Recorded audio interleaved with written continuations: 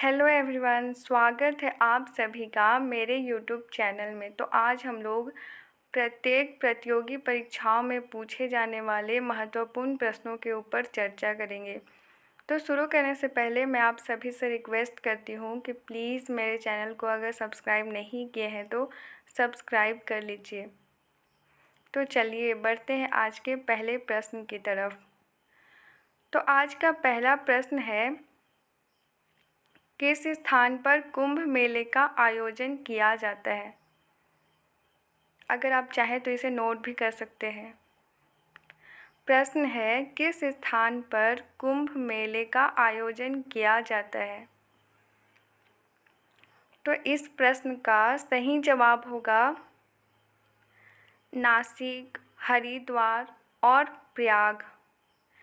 यह मेला हरिद्वार में गंगा नदी में लगता है और उज्जैन में शिप्रा नदी में, नासिक में गोदावरी और प्रयाग में गंगा नदी पर यमुना और सरस्वती के संगम स्थल पर कुंभ का आयोजन होता है। हरिद्वार और प्रयाग भारत के उत्तर में स्थित है, तो नासिक महाराष्ट्र में। अगला प्रश्न है, बिहू किस प्रदेश का लोक नृत्य है?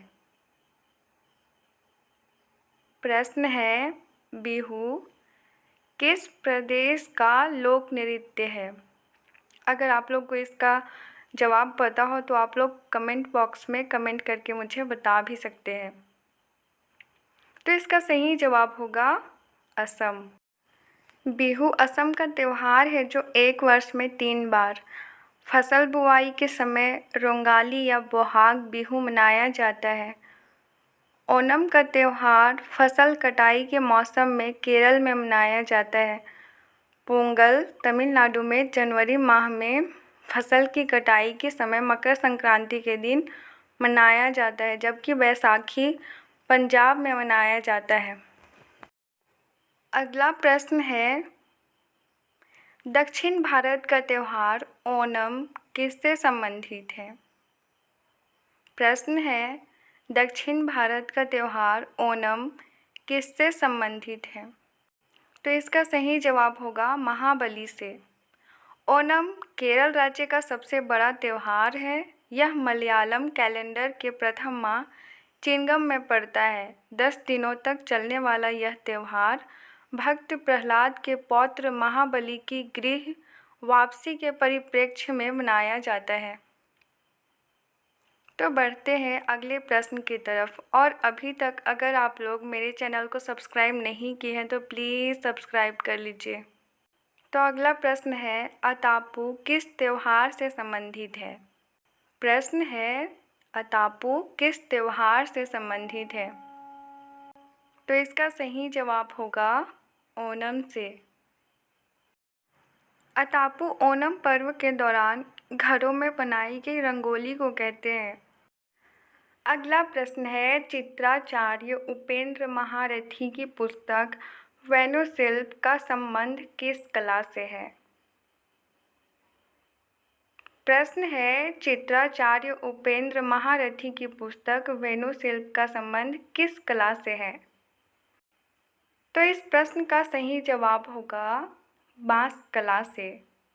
इस प्रश्न का सही जवाब बांस कला इसलिए होगा क्योंकि चित्राचार्य उपेंद्र महारथी की पुस्तक वेणुशिल्प का संबंध बांस कला से है।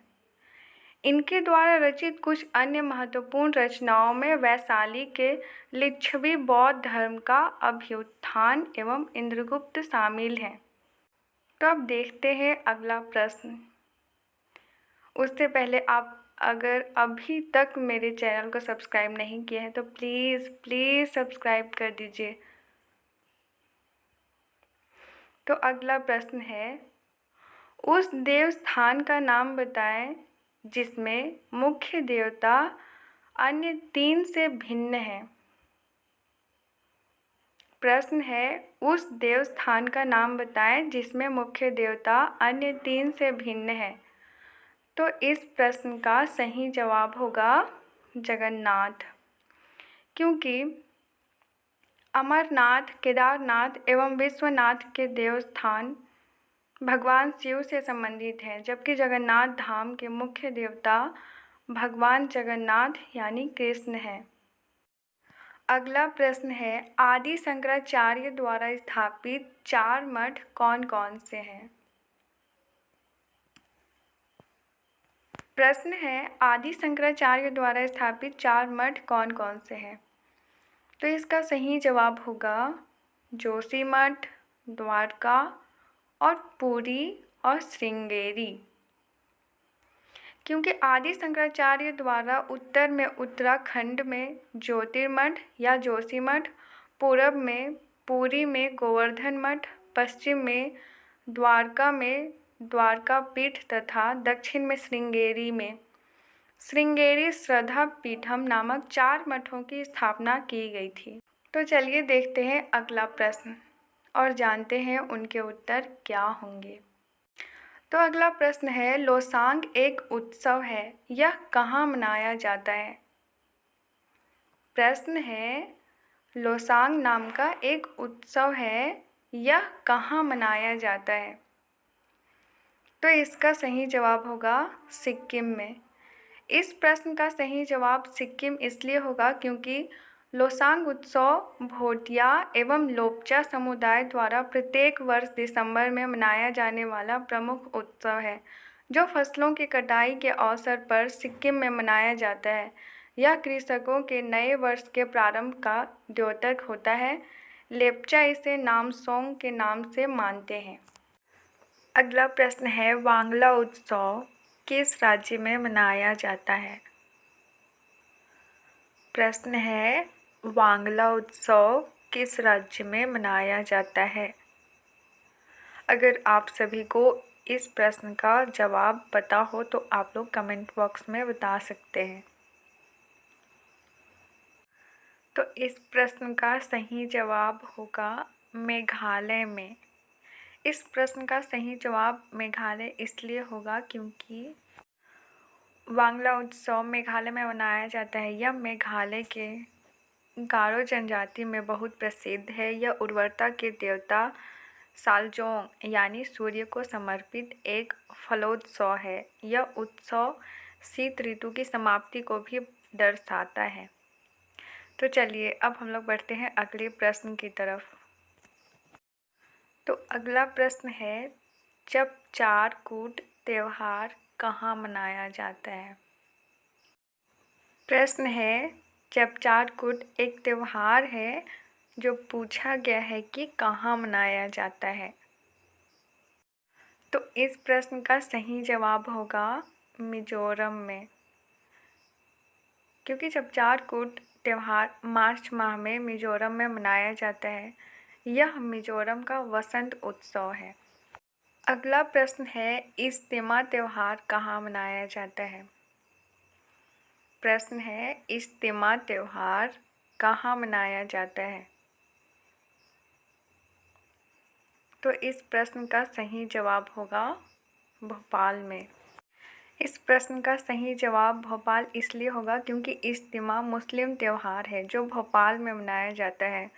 आध्यात्मिक संदेश देने वाली यह सभा विश्व की सबसे बड़ी धार्मिक सभाओं में से एक मानी जाती है, जो न सिर्फ मुसलमानों के लिए बल्कि सभी समुदायों के लिए यथार्थ मानी जाती है। अगला प्रश्न है, नवरात्रि को सरस्वती पूजा के रूप में किस राज्य में मनाया जाता है? प्रश्न है, नवरात्रि को सरस्वती पूजा के रूप में किस राज्य में मनाया जाता है? तो इस प्रश्न का सही जवाब होगा केरल, तमिलनाडु, कर्नाटक एवं तेलंगाना। नवरात्रि को सरस्वती पूजा के रूप में केरल, तमिलनाडु, कर्नाटक एवं तेलंगाना राज्यों में मनाया जाता है। तमिलनाडु में नवरात्रि के प्रथम 3 दिन देवी लक्ष्मी, अगले 3 दिन देवी सरस्वती एवं अंतिम 3 दिन देवी शक्ति यानी दुर्गा की पूजा की जाती है। केरल, तेलंगाना एवं कर्नाटक में नवरात्रि को 9वें दिन सरस्वती पूजा के रूप में मनाया जाता है। अगला प्रश्न है, महाभारत के नायक अर्जुन के पितामह कौन थे? प्रश्न है, महाभारत के नायक अर्जुन के पितामह कौन थे?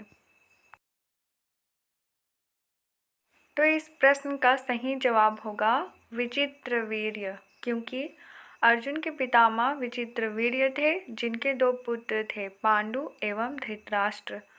अर्जुन पांडु के पुत्र थे। अगला प्रश्न है, काबा क्या है? प्रश्न है, काबा क्या है? इस प्रश्न का सही जवाब होगा मुस्लिम पवित्र स्थल, क्योंकि काबा सऊदी अरब के मक्का के अल मस्जिद अल हरम में स्थित घनाभ के आकार की इमारत है, जो मुस्लिमों का सबसे पवित्र स्थल है। कुरान के अनुसार काबा का निर्माण इब्राहिम एवं उनके पुत्र इस्माइल द्वारा किया गया था। विश्व के सभी मुसलमान काबा की ओर उन्मुख होकर ही नमाज पढ़ते हैं। अगला प्रश्न है, यहूदियों का पूजा स्थल क्या कहलाता है? प्रश्न है, यहूदियों का पूजा स्थल क्या कहलाता है? इस प्रश्न का सही जवाब होगा सिनेगॉग। यहूदियों के पूजा स्थल को सिनेगॉग कहा जाता है। अगला प्रश्न है, संस्कृत के प्रथम विश्वविद्यालयी पीठ की स्थापना सर्वप्रथम कहाँ हुई थी? प्रश्न है, संस्कृत के प्रथम विश्वविद्यालयी पीठ की स्थापना सर्वप्रथम कहाँ हुई थी? इस प्रश्न का सही जवाब होगा फ्रांस में, क्योंकि संस्कृत के प्रथम विश्वविद्यालयी पीठ की स्थापना 1814 ईस्वी में फ्रांस के पेरिस में कॉलेज डी फ्रांस में की गई थी। अगला प्रश्न है, चुंबकीय दिशा सूचक यंत्र का सर्वप्रथम संदर्भ कहाँ मिलता है? प्रश्न है, चुंबकीय दिशा सूचक यंत्र का सर्वप्रथम संदर्भ कहाँ मिलता है? इस प्रश्न का उत्तर जानने से पहले प्लीज़ आप लोग मेरे चैनल को सब्सक्राइब कर दीजिए। तो इस प्रश्न का सही जवाब होगा जवामिउल हिकायात में। चुंबकीय दिशा सूचक यंत्र का सर्वप्रथम संदर्भ नूरुद्दीन मोहम्मद औफी की कृति जवामिउल हिकायात में मिलता है।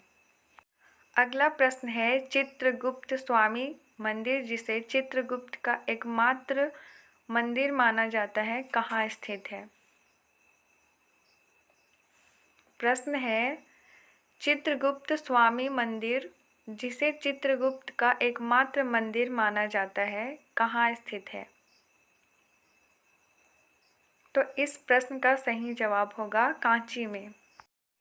चित्रगुप्त का एकमात्र महत्वपूर्ण मंदिर चित्रगुप्त स्वामी मंदिर तमिलनाडु के कांचीपुरम में स्थित है। अगला प्रश्न है, रथ यात्रा महोत्सव कहाँ होता है? प्रश्न है, रथ यात्रा महोत्सव कहाँ होता है? तो इस प्रश्न का सही जवाब होगा पुरी में।